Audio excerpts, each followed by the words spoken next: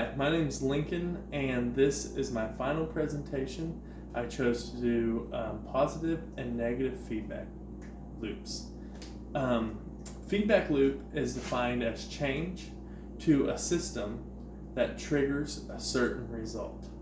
So the most important thing that these feedback loops do is they make our body maintain homeostasis. So let's start with positive feedback loops, and I'll give you some examples. A great example of positive feedback loop is childbirth.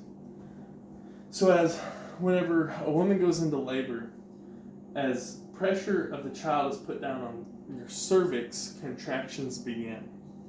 The more pressure on the cervix, more oxytocin is released by the female body, and that triggers more contractions.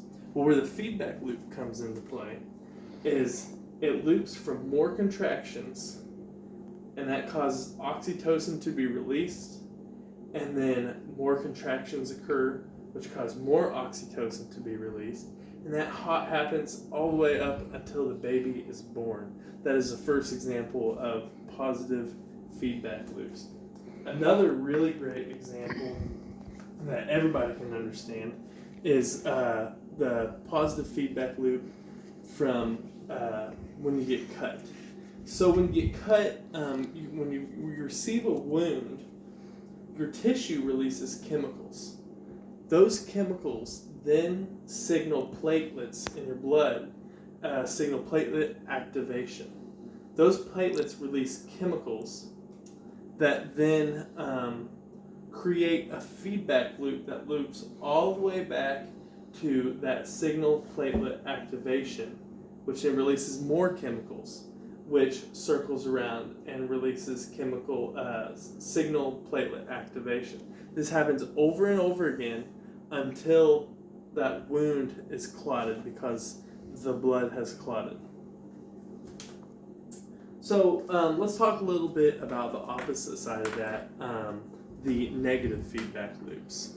And one of the, so basically that means that instead of amplifying, you're going to be moving in the opposite direction. So you're going to be doing the opposite of what the body is currently doing.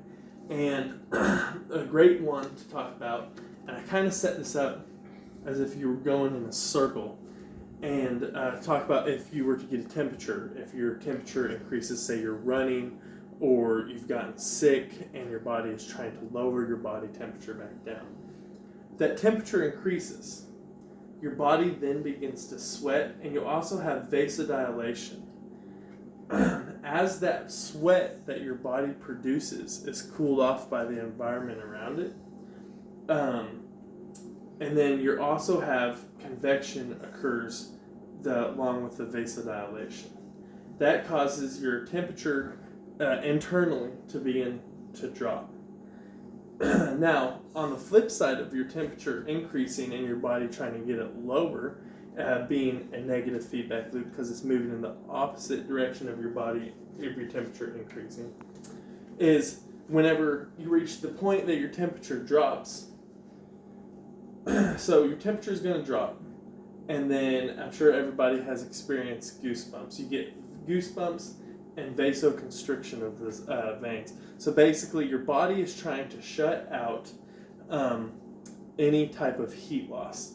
And the whole point of this goosebumps and vasoconstriction is it doesn't shorten it a whole lot, but it decreases the surface area that allows heat to escape your body. And that allows your internal temperature to build up, and it increases your temperature. Well, these positive and negative feed loops are very important, because if something happened to these feedback loops, there's things such as diabetes, where your body is not reacting the way it should, it is not going in a loop, and then you have to have external help in order to get that working right. Your body is also going to experience more negative feedback loops than positive feedback loops. And whenever you think about it, that makes a whole lot of sense, because people, you know, they're only going to experience childbirth or cuts every so often, but your body is going to pretty often be raising and lowering temperature, you know, with going outside in the heat, going outside in the cool, exercising, and all that. I hope that this was a good explanation of positive and negative feedback loops, and I appreciate you guys watching. Thank you.